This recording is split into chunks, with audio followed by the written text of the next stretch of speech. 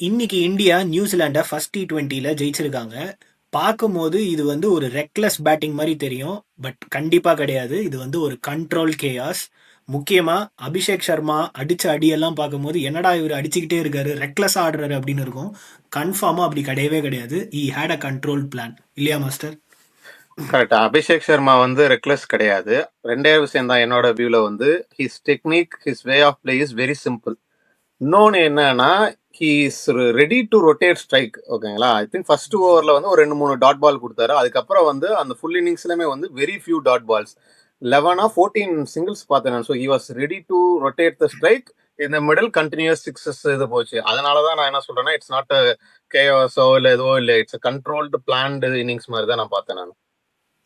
அவர் வந்து striker rotate பண்றாரு அப்படிங்கிறது வந்து நிறைய பேர் வந்து நோட் பண்ண மாட்டாங்க. பட் ஆனால் அது வந்து அவர் ரொம்ப கான்ஷியஸாக பண்றாருன்னு நினைக்கிறேன். கரெக்டாக? அதாவது வந்து not just like power hitting தான் அவரோட ஸ்ட்ரென்த்து.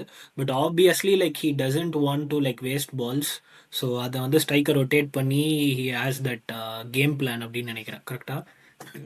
அதான் கேம் பிளானுங்கிறத விட ஐ திங்க் அதான் கான்சியஸா இருக்காரு. ஓகேங்களா? நம்ம நார்மலா 4-6 நிறைய அடிக்கிறாங்க வந்து தே ஜஸ்ட் கீப் கோயிங். அவரும் கீப் கோயிங் போறாரு. ஆனா if it is not there, he is ready to just knock it around and take singles. That's a very matured innings. ஆனால் ரொம்ப சூப்பர்பாக இருக்குது அவரோட இன்னிங்ஸ் வந்து ஆக்சுவலாக வந்து பார்க்குறதுக்கு. அதாவது வந்து கிரிக்கெட் ஃபேனாக வந்து, அதாவது இவர் வந்து T20க்காகவே வந்து ட்ரெயின் ஆகி T20க்காகவே வந்து எல்லா இதையும் பண்ண மாதிரி அவரோட பேட்டிங் இருக்குது. ஹை பேக் லிஃப்ட்டு, எல்லாமே power shots, hand eye coordination ரொம்ப எக்ஸலண்ட்டு. ரொம்ப சூப்பராக இருக்குது. கண்ட்ரோல்டு கேயாஸ்ன்றது வந்து கரெக்டான வேர்டு அவருக்கு. Not only like Abhishek Sharma, whole Indian டீமே வந்து அந்த T20 கேம்பெயினுக்காக அந்த இன்டென்ட் தான் நம்மளோட வந்து ப்ளூ பிரிண்ட் ஃபார் சக்ஸஸ் அப்படிங்கறத பிடிச்சிருக்காங்கன்னு நினைக்கிறேன். இல்ல?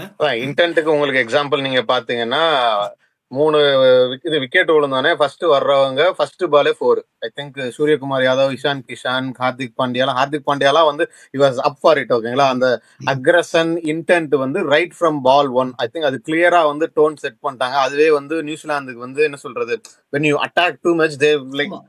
they were like not They ready were for it surprised. அப்படிங்கிற மாதிரி இருந்தது. அண்ட் நான் சொன்னது வந்து நீங்க எந்த லெவலுக்கு வந்து அக்ரி பண்ணிக்கிறீங்க? அதாவது இந்த டீமோட வந்து ஒரு வின்னிங் ஃபார்முலாங்கிறது வந்து அந்த 11 பேருமே அந்த இன்டென்ட் காட்டணும் அப்படின்ற ஒரு ப்ளூ பிரிண்ட் வந்து வச்சிருக்காங்க அப்படின்னு எனக்கு தோணுது. Looks like it. இதுக்கு முன்னாடி பில்டப்பாக இருக்கட்டும், இல்லை வந்து going just behind the tournament, இந்த டோர்னமெண்ட் ஸ்டார்ட் பண்ண விதமாக இருக்கட்டும், அந்த இன்டென்ட் வந்து it is going to continue அப்படின்னு நினைக்கிறேன். That will be their blueprint அப்படின்னு நினைக்கிறேன். இல்ல அதான் நீங்க ஏன் அந்த இன்டென்ட் வருது, என்ன கான்ஃபிடன்ஸ் நீங்க பாத்தீங்கன்னா batting order. It's very very very long batting order. ஓகேங்களா? ஆட்டோமேட்டிக்கா அப்படிங்கிறப்ப you can confidently go attack and intent வந்து அஃப்கோர்ஸ் அது வந்து ஸ்பெசிஃபிக்கா அவங்களே இன்டென்ட் காட்டுறாங்க. ஆனா it is supported by this playing 11 which goes like 8 வரைக்குமே கிட்டத்தட்ட பேட்டிங் இருக்கு.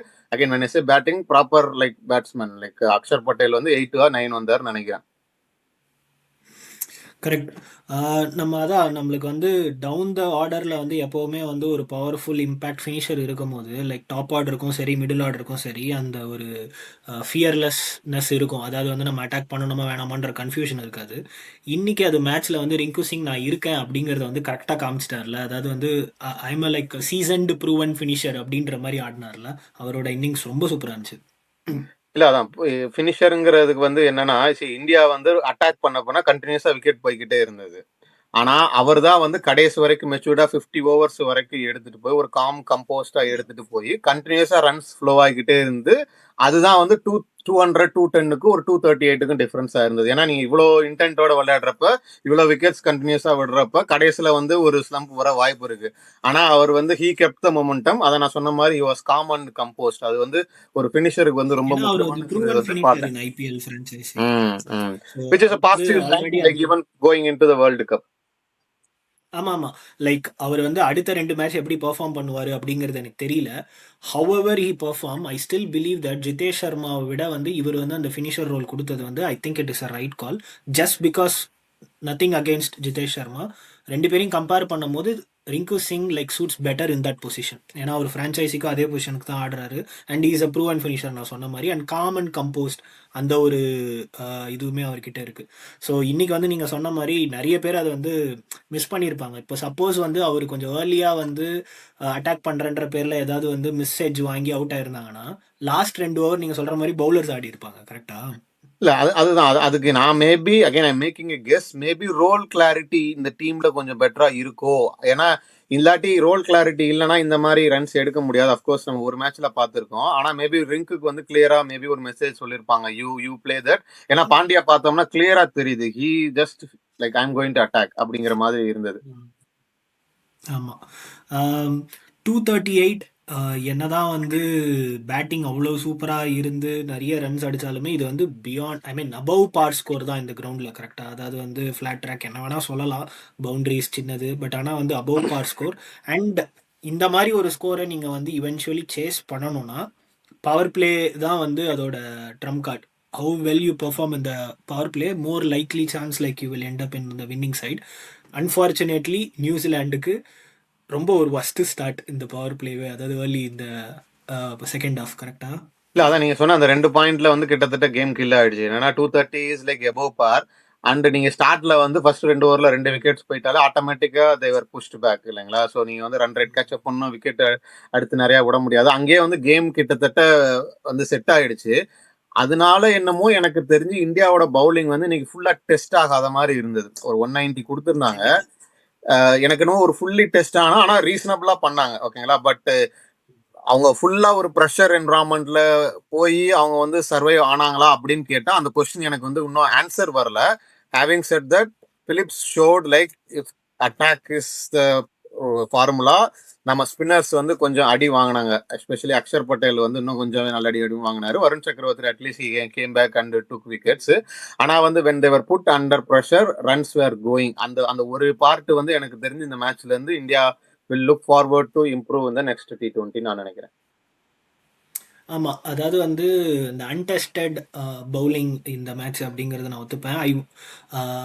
என்னால் வந்து ஆக்சுவலாக வந்து நிறைய கமெண்ட் பண்ண முடியாது பவுலிங்கில், just because of the fact like நீங்கள் சொன்னது வந்து like It's already like set up by the batsman under your wickets. Maybe Devon கான்வேவோ இல்லை ரச்சின் ரவீந்திராவோ யாராவது ஒருத்தர் வந்து கிளென் பிலிப்ஸ் கூட நின்று இருந்தாங்கன்னா it will be like very interesting. ஏன்னா அவங்க 2 பேருமே வந்து ஸ்பின் நல்லா ஆடக்கூடியவங்க. 2 பேருமே அட்டாக் பண்ணும்போது இந்த பவுலிங் டீம் வந்து இந்த பவுலிங் யூனிட் எப்படி வந்து அதை வந்து கவுண்டர் அட்டாக் பண்ணியிருப்பாங்க அப்படிங்கிறது பார்க்கறது கொஞ்சம் இன்ட்ரெஸ்டிங்காக இருக்கும். Maybe that is something that we can watch out for like in next upcoming match. கண்டிப்பா இந்த நம்ம மேட்ச்ல எனக்கு வந்து அதான் ஃபைனலா எனக்கு என்ன தாட் வருதுன்னா இப்போ வந்து இது வந்து வெரி கிளியர் ஓகேங்களா. நல்லா ஸ்பெசிஃபிக்கா சொல்லி வர்றாங்க இந்த மாதிரி நாங்க ஹை இன்டென்ட்டோட கீப் அட்டாக்கிங்கிற மாதிரி ஒரு ப்ளூ பிரிண்ட் செட் பண்றாங்க. Maybe this is going in to the world cup அப்படின்னு பாக்குறாங்கன்னு நான் நினைக்கிறேன்.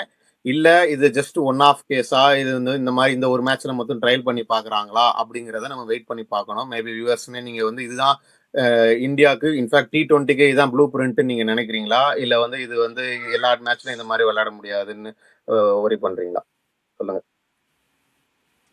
Okay, that is for the users. நம்ம வந்து ஒரு ஃபுல் சைட் பார்த்துட்டோம், ஸ்டார்டிங்ல இருந்து ஃபினிஷிங் வரைக்கும். இந்த ஃபர்ஸ்ட் மேட்சை வந்து ரிவ்யூ பண்ணிட்டோம். நம்ம செகண்ட் மேட்சை பற்றி நெக்ஸ்ட் வீடியோவில் பேசுவோம். தேங்க்யூ ஸோ மச் ஃபார் வாட்சிங். Until meet you next video. Signing off Vikram and master thank you.